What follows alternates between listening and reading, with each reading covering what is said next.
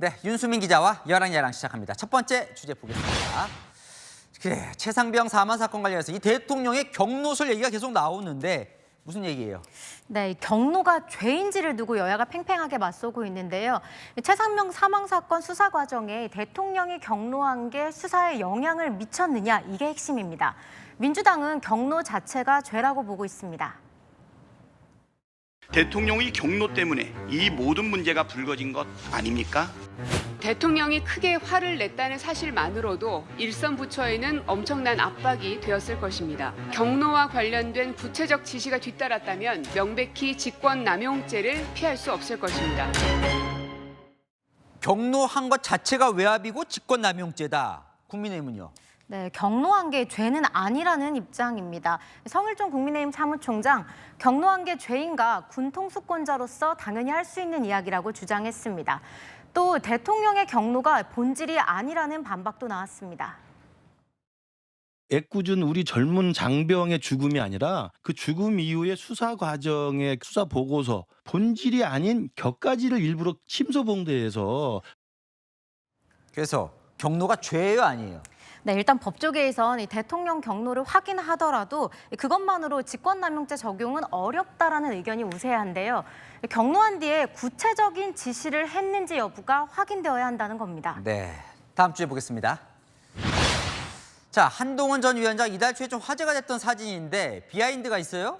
네, 화면에 보이는 사람이 고동진 국민의힘 당선인인데요. 네, 이 사진을 찍은 사람이 고당선인이라고 하더라고요.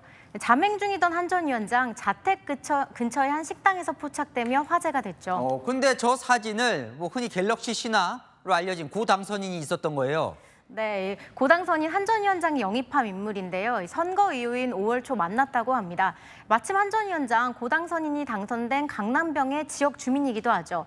음식점 사장님의 부탁을 받아 고당선인이 사진을 찍게 되었다고 합니다. 그땐 이런 대화를 나눴다고 하네요.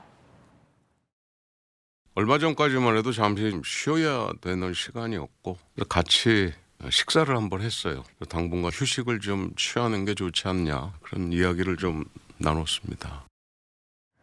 5월 초에 만났을 때만 해도 쉬는 게 좋겠다는 생각이었지만 최근에는 생각이 조금 바뀐 것 같습니다. 100일 했어요. 100일. 석 달 열흘 한 사람한테 이게 당신 책임이고 이걸 뒤집어 쓰고 나오면 안 돼 라고 내부에서 이렇게 얘기가 나오는 거는 저는 조금 좀 지나치지 않은가. 그러니까 한동훈 전 비대위원장의 전당대회 출마에 대해서 처음엔 좀 부정적이었는데 긍정적으로 바뀐 것 같네요. 네, 초반엔 이 책임론이 우세했지만 당내 기류가 조금씩 바뀌고 있죠.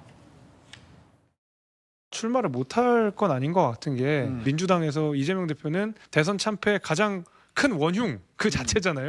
바로 당대표 하시잖아요. 네, 최근 국민의힘 차기 당대표 여론조사에서도 한 전 위원장이 1위로 크게 앞서 있는데요. 당내에서도 여론을 무시할 수는 없다는 분위기입니다. 네, 주제 하나 더 보겠습니다. 조국 대표 군대에 가야 사람이 된다. 옛날에 어른들이 좀 종종 하던 얘기인데 뭡니까? 네, 조국 대표 군대 가야 사람 된다는 말이 전 근대적이라고 주장했습니다.